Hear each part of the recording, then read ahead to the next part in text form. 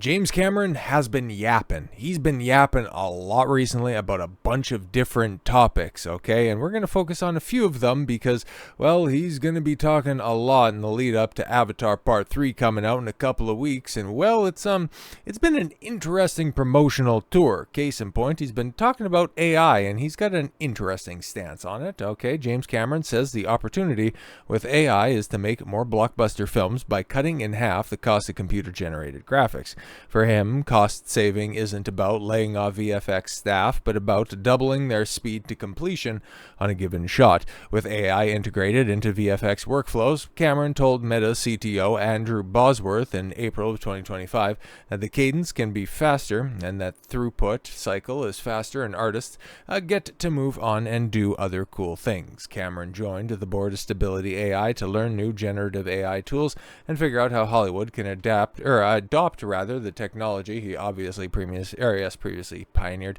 VFX for The Abyss, Terminator, Avatar, and the Titanic. Yeah, because, okay, it's not so much that he is a legendary filmmaker. I love a lot of his older work, not so much any of his newer stuff, but he has always been on the cutting edge of technology, okay? He built a goddamn Titanic in order to film in the motherfucker, okay? All of the visual effects stuff that he pioneered for Avatar, they're shit films, but okay, they're incredibly important films nonetheless. So if he's going to talk about AI, we should probably listen.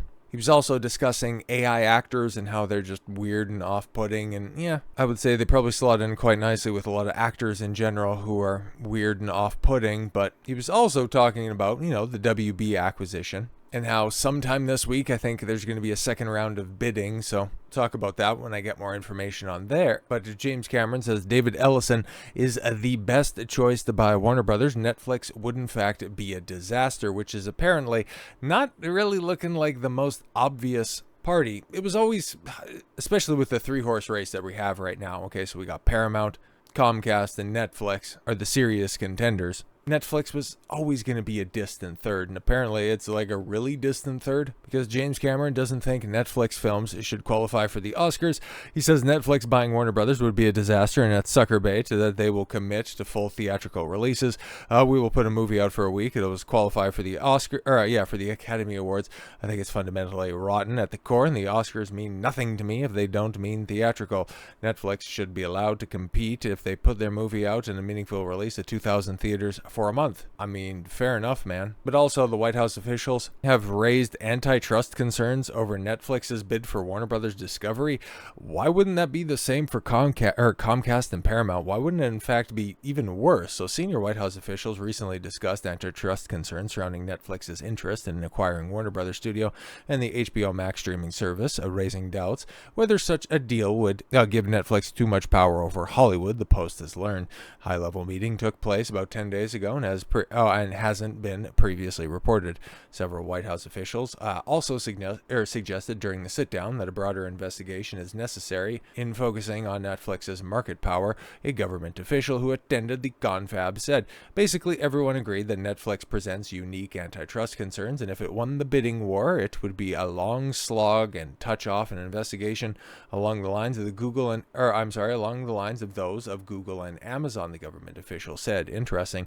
Netflix already has market dominance, but if you add a major streaming service, that would stifle competition at some point. Okay, the official added.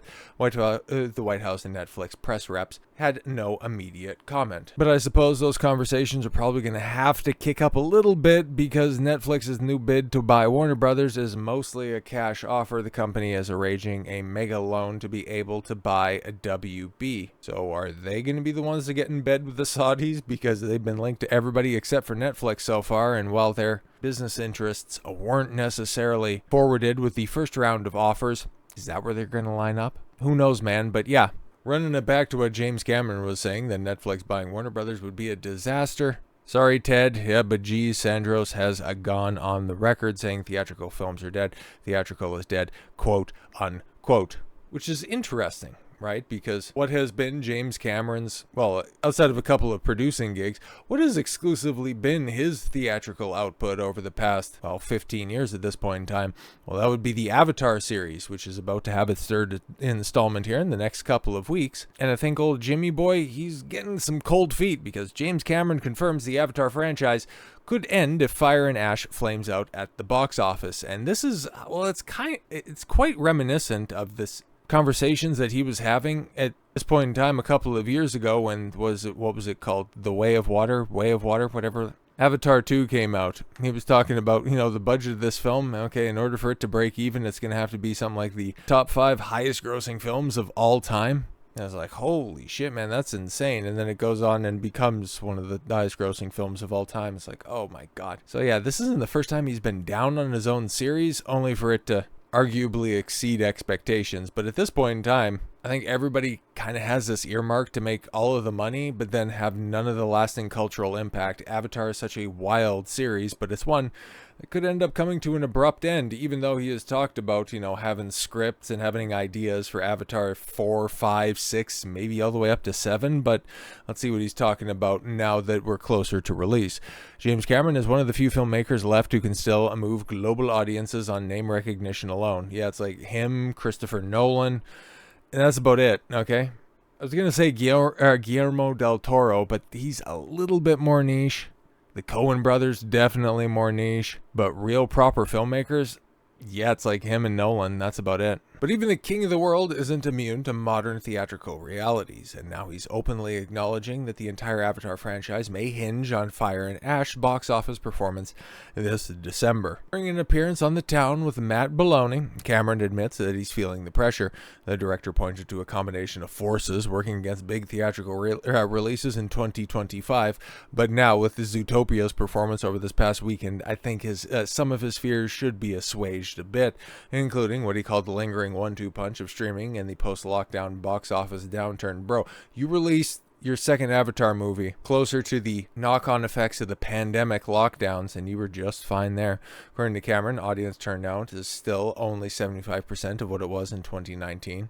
Well, I would say that's box office performance, because if you take a look at the number of tickets sold, it's actually even worse than that, a gap that even a major tentpole has to fight through. Oh yeah, no, exactly. Cameron didn't reveal the film's exact budget. He never does. It's probably going to be something absolutely hilarious. Probably not like Rise of Skywalker or Deadpool and Wolverine hilarious, but it's probably still quite bad. But he joked about the cost anyway. Disney isn't shy about greenlighting massive productions. Yeah, because this is a 20th Century Fox joint, right? So the buck ultimately stops with Disney, and Cameron leaned into the idea that Fire and Ash is another towering investment. It is a 1 metric fuck ton of money, which means that we have to make 2 metric fuck tons of money to make a profit. I have no doubt in my mind that this movie will make money. The question is, does it make enough money to justify doing it again? Oh, interesting. So there's the core issue. Avatar 4 and 5 are mapped out, partially shot, and deeply intertwined with the story James Cameron wants to tell, but only if audiences show up. Yeah, exactly, because we need to go and see the airbenders and earthbenders after this. Disney will not bankroll 2 more films without a clear financial win. Au contraire, they've been keeping the MCU alive for the past couple of years because there's enough shills out there that'll go ahead and push it hard for the first couple of weeks. And for the first time, Cameron says he's prepared to walk. I've been in Avatar land for 20 years, actually 30, because I wrote it back in 95. Yeah, absolutely sure. If this is where it ends, cool. There's a shocking statement from a filmmaker who's already has multiple sequels in various stages of production, but he's also practical. If the audience doesn't want more, he's not forcing it, which is nice. But isn't this also the guy who's trying to work on a new Terminator script? Anyways, as for the unresolved story threads left by Avatar 3, Cameron says that he won't leave fans completely adrift. There's one open thread. I'll write a book. Okay, that he draws a hard line at turning the franchise over to someone else. When asked if he's considering letting another director have Avatar, Cameron emphatically responded, absolutely not. he explained, or expanded on that rather, saying that he might stay on as a producer and that he wouldn't allow another filmmaker to take over the creative heart of the franchise. In terms of taking over my life, there's the threshold issue for me. The first Avatar remains the highest grossing film of all time at $2.9 billion across several releases. Avatar, The Way of Water sits at 2.3, the third highest grossing film ever, but the theatrical landscape has changed dramatically since 2022.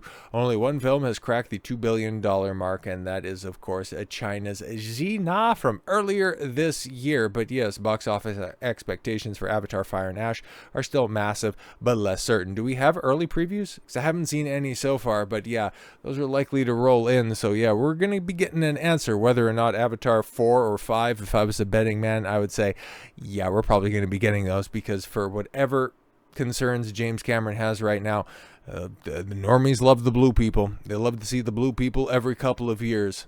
And it's getting to be about that time. And with Zootopia performing as well as it has recently, yeah, I think this holiday season is going to be pretty big for Avatar. But it's not going to be that big for long-term memory input. So with all that said, thank you all very much for the gift of your time. I've been Don Consuelo. I want you to follow your gut and get after it. Take care, everyone.